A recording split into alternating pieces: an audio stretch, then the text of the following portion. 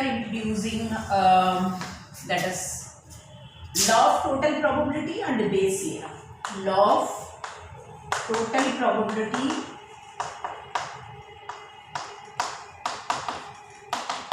and Bayes theorem. There are two parts I am introducing. Bayes theorem. So what is law of total probability? What is the Bayes theorem? Let me derive formula. It is quite difficult to understand. When I give the example, definitely I will compare the formula, how the formula becomes. Clear to you? Now let me write the formula. But everybody start right. Let E1, E2, E3, E1, E2, E3, etc., En are n mutually, this is n mutually exclusive and exhaustive events.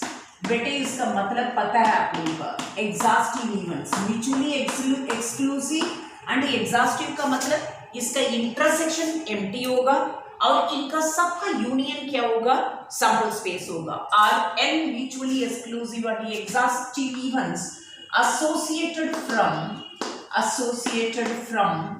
sample space unlet E is any event. मैंने बोला formula दे के डरना नहीं, वो मेरा काम है formula को समझाना. Unlet E is any event that event occur with E1 or E2, किसी में भी हो सकता है, or E2 or E3 etc. or En. Then number 1 law of total बता रही हूँ बेटे. What is law of total probability? Law of total probability, what they are saying, that is common event का probability E is occur with E1, E2, E3 etc. En. Then probability of E equal to probability of E1 into probability of E by E1 and then plus probability of E2. मैंने बोला formula देख के डरने की जरूरत ही नहीं है, वो मेरा काम है समझाना. Probability of E2 and then plus etc. plus probability of En into probability of whatever the events we have taken. So now what is the Bayes theorem is saying? Bayes theorem formula, Bayes theorem that is, so Bayes theorem मतलब particular event का probability, that is the probability of En by E, that is equal to probability of E1 into En into probability of E by En. मैंने बताया formula नहीं है बेटे, formula को मैं direct कराऊंगी, आपको आराम से समझ आ जाएगा. So upon law of total probability of E1 into probability of E by E1 and then plus probability of E2 into probability of क्या आ जाएगा E by E2 and then plus etc. plus the probability of En into probability of E by En. अब मैं example दे रही हूँ, formula एसिटिस में रख रही हूँ, फॉर्मूला को एग्जाम्पल के साथ साथ आपको कंपेयर कर रही हूँ. Now try to understand everybody. So example, now listen here. 3 bags contains the following combination. क्या है? फर्स्ट बैग में सपोज मान लो 4 red and 6 black balls, okay. And second bag के अंदर में 5 red and 5 black balls. And then third bag के अंदर रखा है suppose 3 red and 7 black balls, okay. black balls, ठीक है, ये कॉम्बिनेशन है, okay. Now what they are saying, ये क्वेश्चन बता रही है बेटे. Example, one of the bag is selected, one of the bag is chosen at random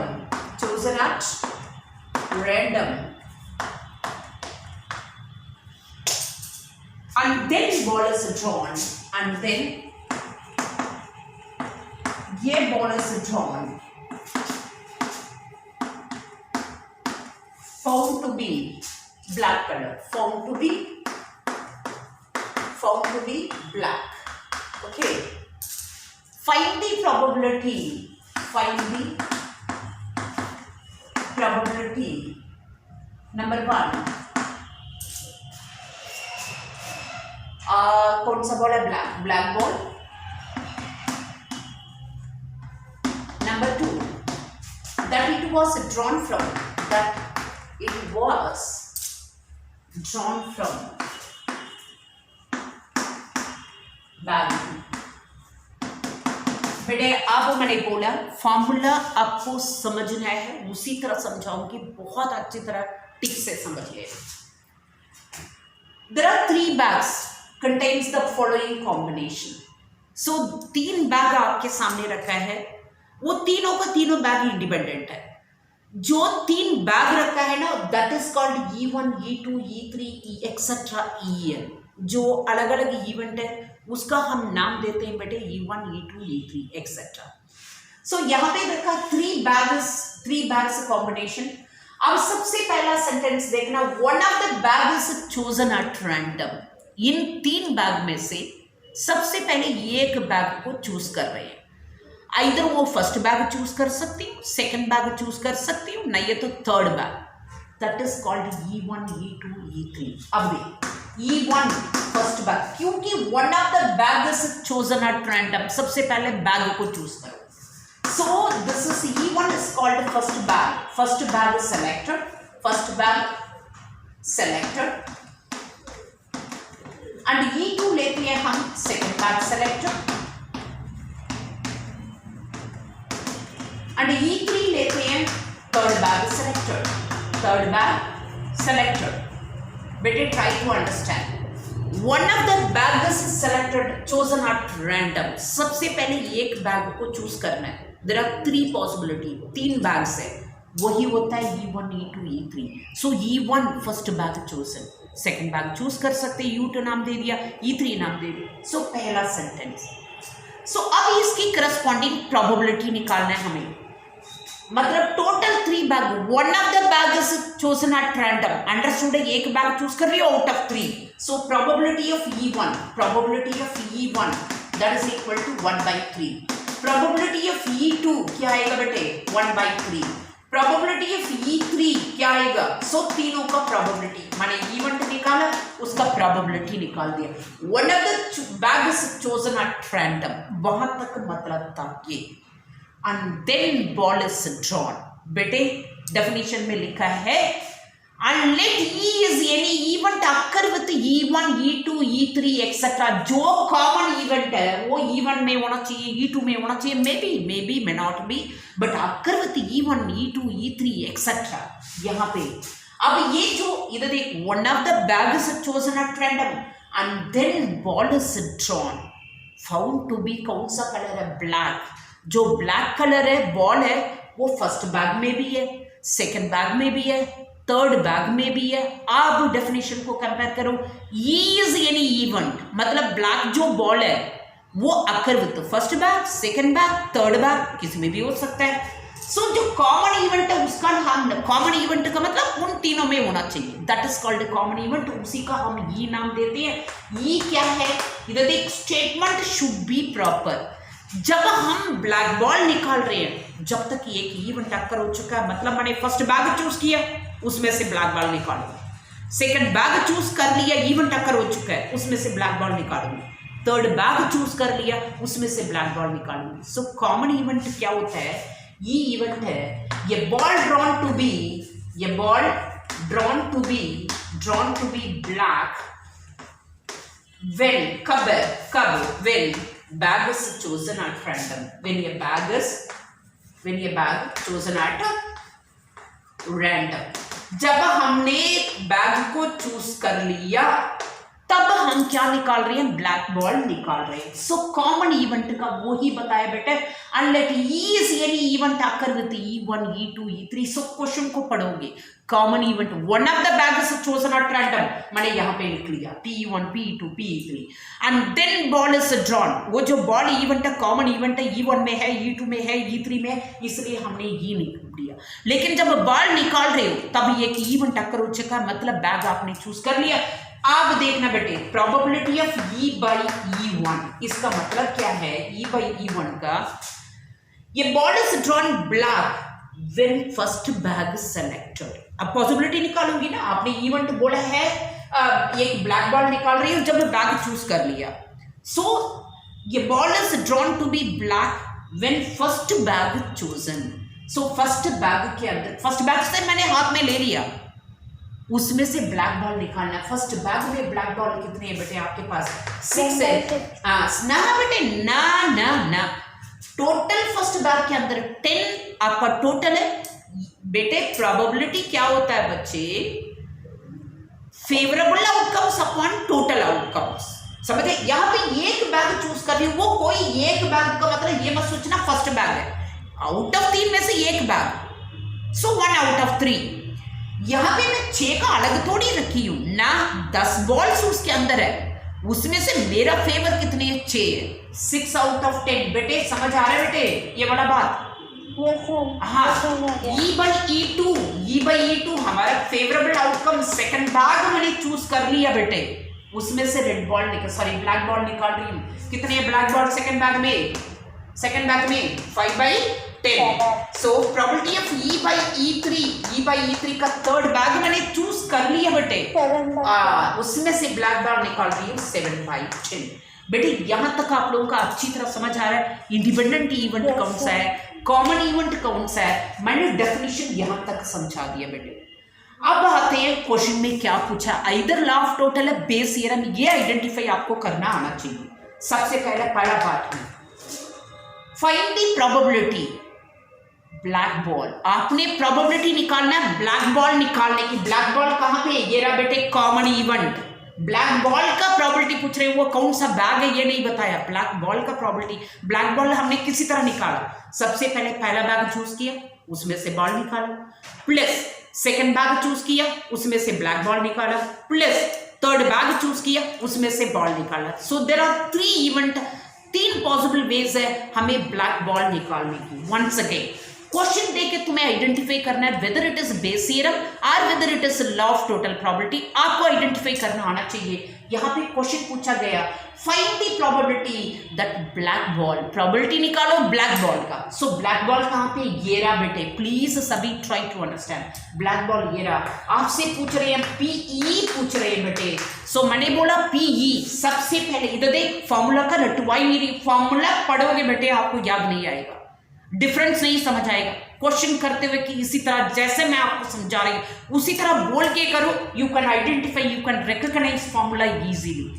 अब हमें क्या निकालना है? हमें ब्लैक बॉल निकालना है। सबसे पहले बैग चूज किया, इवन इनटू उसमें से बैग चूज करने के बाद ब्लैक बॉल निकाला, ये फर्स्ट बैग का इवेंट था, प्लस सेकंड बैग, सबसे पहले सेकंड बैग चूज किया, उसमें से बैग चूज करने के बाद हमने उसमें से ब्लैक बॉल निकाला, another event.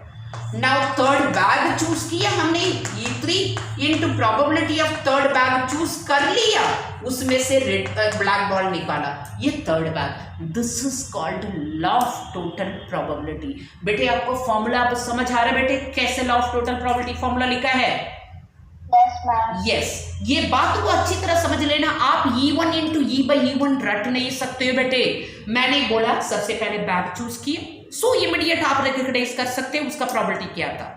And then bag तो चूज कर लिया, उसमें से ब्लैक बॉल निकाल, plus there are 3 possibility. Second bag choose किया, सेकंड बैग चूज करने के बाद उसमें से ब्लैक बॉल निकाला, देन थर्ड बैग चूज किया, कंटिन्यूअसली चल रहा है ना, थर्ड बैग चूज किया ना, इमीडिएट उसमें से बॉल निकालूंगी, थर्ड बैग चूज कर लिया, उसमें से बॉल निकाला। This is called law of total probability. अब इसका कैलकुलेशन करते हैं, पहले थोड़ा जल्दी लिखना बच्चे प्लीज, स्टार्ट राइट बेटे फास्ट।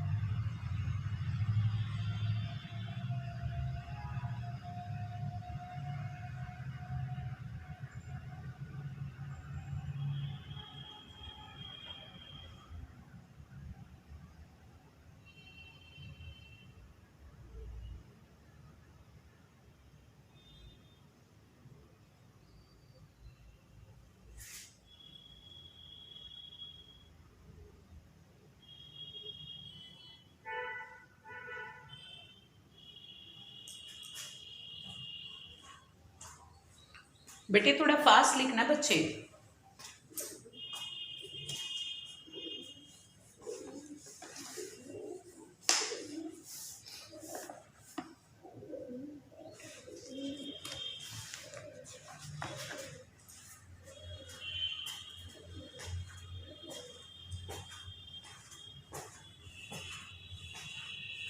Yes, ma'am. यस बेटे, सभी ने लिख लिया? हाँ बच्चे, हटा दो बेटे।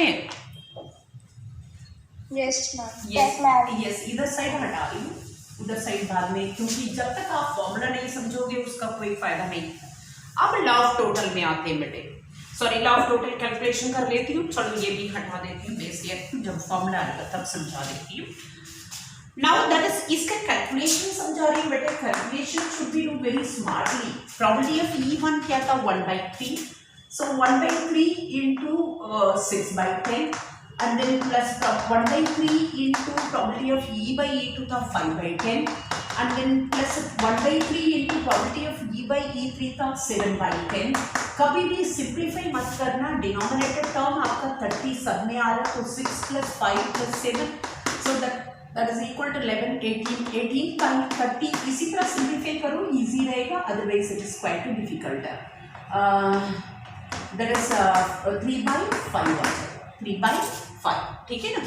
सो इसी तरह इजी वे में कैलकुलेशन करोगे। अब आते हैं सेकंड पार्ट। सेकंड पार्ट में क्या पूछा है, that it was drawn, find the probability that it was drawn। क्या ड्रॉ कर दिया बेटे, ब्लैक बॉल ड्रॉ कर दिया, that it was drawn मतलब जो ब्लैक बॉल निकाला वो इवेंट अक्कर हो चुका है। क्वेश्चन से ही समझ आ जाएगा क्या पूछ रहे हैं आपसे।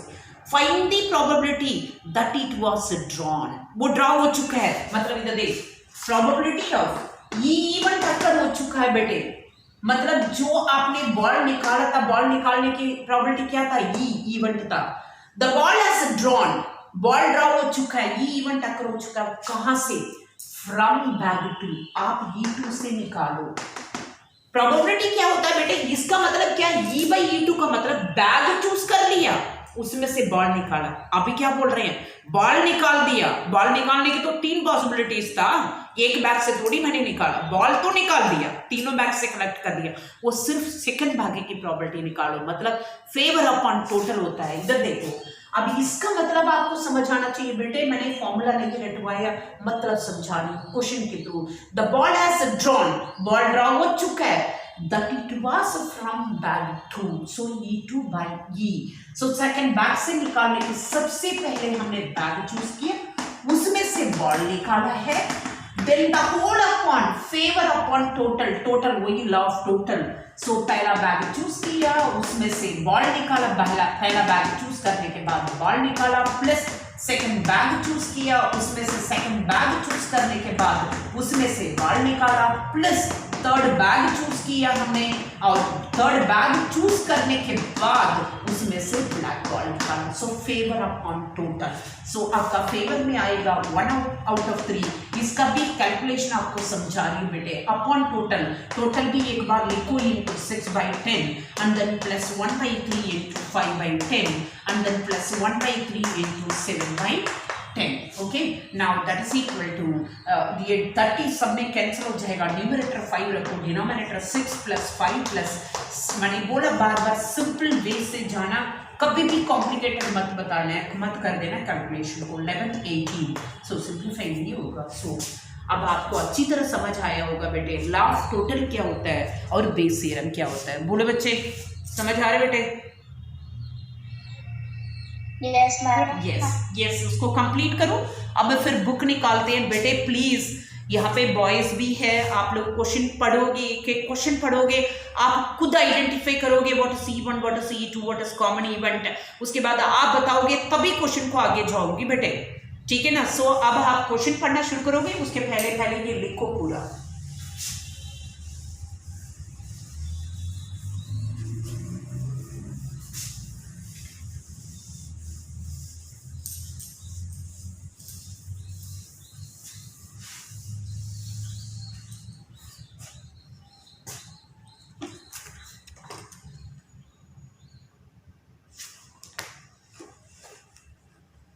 और बिना बुक का it is quite difficult to understand बच्चे। प्लीज़, मैंने बोला यहाँ पे कोई रटने वाला चीज़ है नहीं, और इसी एक्सरसाइज के बिना क्वेश्चन पेपर बनता नहीं। एक क्वेश्चन कंपलसरी आता है बेस थ्योरम से, ये बात को ध्यान रखना बेटे।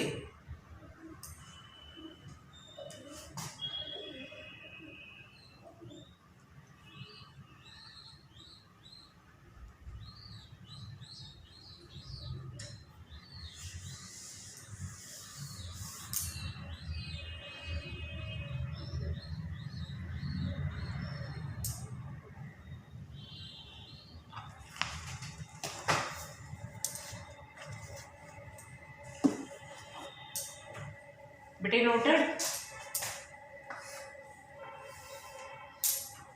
Yes, ma'am. यस। अब take page number 556। Question number 2 से स्टार्ट करते हैं। जो क्वेश्चन नंबर 1 है वो लॉ ऑफ टोटल है, वो बाद में देखेंगे बेटे।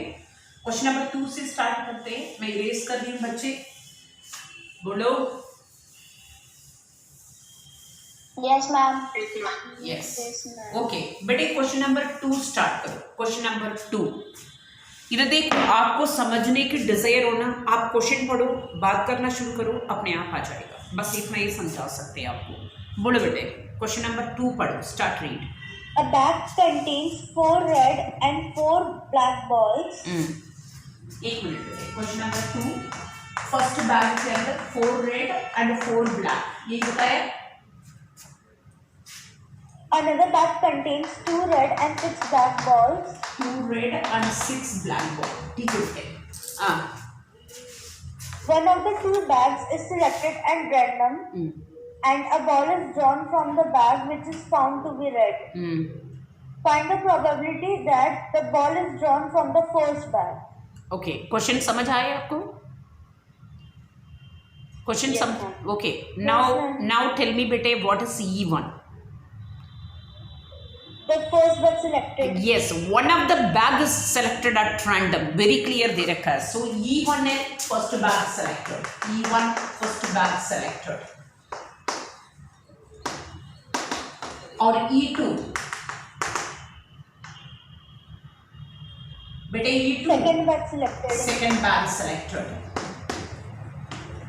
So what is the probability of E1? बेटे E1 क्या है? 1/2. 1/2. One of the bag is chosen at random. Very clear given है 1/2. Probability of E2 1/2. Okay. Now आगे one of the bag is chosen at random and then आगे पढ़ो बेटे। And a ball is drawn from the bag which is found to be red. Yes. What is E event? Common event क्या है बेटे? Express करो पहले sentence। E is equal to हाँ बेटे, खाली रेड बॉल मत बोलो बेटे, सेंटेंस फॉर्मेशन प्रॉपर होना चाहिए। ये प्रोबेबिलिटी A है। ball is drawn from the bag which is found to be red. Red बेटे, बॉल बैग से निकाला, लेकिन कब निकाला आपने? कब निकाला बेटे? जब बैग चूज कर लिया। स्टेटमेंट शुड बी प्रॉपर बच्चे। ये ball drawn to be red, ये ball drawn to be are found to be drawn to be red when a bag is chosen, when a bag is selected। मतलब मैंने bag को select कर लिया, तब मैंने बॉल निकाला। बेटे, statement should be very strong, मतलब समझाना स्टेटमेंट के थ्रू आप। नाउ प्रोबेबिलिटी ऑफ, हमने क्या कर दिया? बैग तो चूज कर लिया, उसमें से रेड बॉल निकाल दिया। बेटे E/E1, व्हाट इज E/E1? हाँ बेटे, 6/8. 4/8, 4/8, E/E1। Sorry, 4/8. हाँ, E/E2, E/E2 आएगा 6/8। 6/8. हाँ, अब आगे क्वेश्चन पढ़ो। Find the probability. Find the probability that the ball is drawn from the first bag. So ये is it law of total और base theorem? Base year. Yes, base theorem. Base year. So क्या पूछ रहे हैं? Excuse me, ma'am. हाँ बेटे, And probability of E/E2 6/8 कैसे आया? रेड बॉल निकालना है ना बेटे। Two by- अच्छा Ma'am, 2/8 नहीं आया। ठीक है ही बेटे बोलो ना, मैं तो ऐसे लिख दिया। ठीक है यार, रेड बॉल है तो रेड बॉल 2 ही तो है, 2/8। Yes exactly. सो अब जो क्वेश्चन पूछ रहे हैं वो लॉ ऑफ टोटल है और बेस थ्योरम है। Ma'am, base theorem. Yes, base theorem. So what they are asking? That it was drawn, मतलब बॉल तो ड्रॉ हो चुका है। Probability of E1 upon E. Yes, exactly, well done. Probability of E1 upon E. ये difference आपको समझ आना चाहिए बेटे। अब फर्स्ट बैग से निकालने की, फर्स्ट बैग से अब बॉल के लिए फर्स्ट बैग चूज किया एंड देन बॉल चूज किया। The whole upon probability of E1 into probability of E by E1 and then plus probability of E2 into probability of E by E2। बेटे आप formula रखने की जरूरत तो नहीं पड़ेगा ना आपको। सो PE1 क्या है 1/2 into PE by E1 निकाल के रखे हैं 4/8 the whole upon PE2। What is PE2 1/2 sorry PE1 1/2 into 4/8 and then plus 1/2 into 2/8। मैंने कैलकुलेशन सिंपल तरीका, डिनोमिनेटर को कभी भी सिंप्लीफाई मत करो, 16 कैंसिल हो जाएगा। So 4/4 + 2 that is 6, that is 2 upon क्या आ जाएगा 3, दैट इज वो फाइनल आंसर। बेटे समझ आ रहा है बच्चे? Yes no? Yes, ma'am. Yes Yes, ma'am. Yes. Now बेटे read question number 3। Question number 3 please, कोई और स्टूडेंट पढ़ेंगे? Of the students in a college, okay it is known that 60% reside in hostel okay and 40% are day scholars, ठीक है not residing in hostel. Okay Previous year results report that 30% of all students who reside in hostel attain A grade okay and 20% of day scholars attain A grade in their annual examination. Exactly At the end of the year, one student is chosen at random from the college and he has an A grade. Okay well done. What is the probability that the student is a hostelier? आपको बात समझ आई बेटे? कहानी क्या बता रही है? एक कॉलेज में 2 टाइप ऑफ स्टूडेंट्स है, एक हॉस्टल में स्टे करके पढ़ रहे हैं और डे स्कॉलर है। सो दोनों अलग अलग हो गया, लेकिन कॉमन इवेंट क्या है? रिजल्ट। वो ये ग्रेड की बात कर रहे हैं। अब फाइनल में क्या बोल रहे हैं? एक स्टूडेंट को तो हमने चूज किया, वो ये ग्रेड पता चल गया, सो वो हॉस्टल स्टूडेंट का प्रोबेबिलिटी निकालना, ये क्वेश्चन में बताया। कैन यू से बेटे what is E1, what is E2, what is E1? First tell Even students residing in hostel. Well done. Students reside in hostel जो भी है। E2 है डे स्कॉलर, है ना? ठीक है। प्रोबेबिलिटी ऑफ E1 क्या दे रखा है बेटे? रेजिडिंग हॉस्टल कितनी? 60/100। E2 कितने दे रखा है? डे स्कॉलर कितनी? 40/100. 40/100। बेटे कॉमन इवेंट क्या है बेटे? Common event, what is common event? बेटे टाइम रनिंग है, जल्दी करो। कॉमन इवेंट क्या है? Student attain grade A. Well done. कब स्टूडेंट्स अटेन्स A ग्रेड? कौन? आइदर हॉस्टल स्टूडेंट्स और Day scholars. हॉस्टल स्टूडेंट्स, ये लिखना जरूरी है बेटे, और day scholar, whatever day scholars, ठीक है ना? अब बोलो E/E1 मतलब A ग्रेड आ चुका, हॉस्टल स्टूडेंट को हमने ले लिया, उसमें से A ग्रेड फाइंड आउट किया, कितने हैं? 30%. 30/100। E/E2 का मतलब क्या है? डे स्कॉलर को हमने लिया, उसमें से A ग्रेड हमने काउंट किया था, कितने हैं? 20%. 20/100। अब बोले बेटे जो क्वेश्चन पढ़ा है वो बच्चे बताएगी क्या पूछा गया। ये student is chosen at random and he और she is an A grade. A grade हो चुका है। A ग्रेड कौन सा इवेंट था? ये इवेंट था। अब पूछ रहे हैं प्रोबेबिलिटी निकालो, वो हॉस्टल स्टूडेंट का है। सो क्या है बेटे, क्या निकालना है? कौन सा इवेंट अकर हो चुका है बेटे? बेटे ई ग्रेड अकर हो चुका है, ई ग्रेड अकर हो चुका है। वो कौन सा स्टूडेंट से पूछ रहे हैं बेटे? hostel. सो E1 समझ आ रहे बेटे, समझ आ रहे हो? Yes. In case day scholar report चाहिए तो E2 by E. देख student is chosen at random, he is on A grade, मतलब A ग्रेड तो अकर हो चुका है, वो डिनोमिनेटर में आएगा। क्वेश्चन पढ़ते आपको समझ आना चाहिए। So that is equal to formula. बेटे सभी को अच्छी तरह, मैं कोई किसी की पर्टिकुलर स्टूडेंट को नहीं पढ़ा रही हूँ बेटे, सभी को कर रही हूँ। सो प्लीज आपको नहीं समझ आ रहा हो तो देन आस्क मी। अब you start notes, then we will do it remaining questions tomorrow. कल आप पढ़ोगे बेटे, आप बताओगे। एक एक स्टूडेंट्स, बॉयज का वॉइस नहीं आता है यहाँ पे बिल्कुल। So many boys are sitting here, so please start speak. कल डिसाइड करके आना, मुझे क्वेश्चन पढ़ना है, मुझे सीखना है। सो नाउ स्टार्ट बेटे, स्टार्ट राइट। समझ आ गया बेटे सब कुछ अच्छी तरह? Yes, sir. Yes, start right. इसको भी सिंपल तरीका से कैलकुलेशन करोगे। E by E1 30 by 100 the whole upon 60 by 100 into 30 by 100 the whole plus 40 by 100 into repeated question है बेटे, दीज आर रिपीटेड क्वेश्चन। अभी आपके सामने जो किया कितनी बार बोर्ड में आ चुका है। मैंने बोला कैलकुलेशन, ये देखो 10,000 सब में कैंसिल हो जाएगा और 2 0 भी कैंसिल हो जाएगा।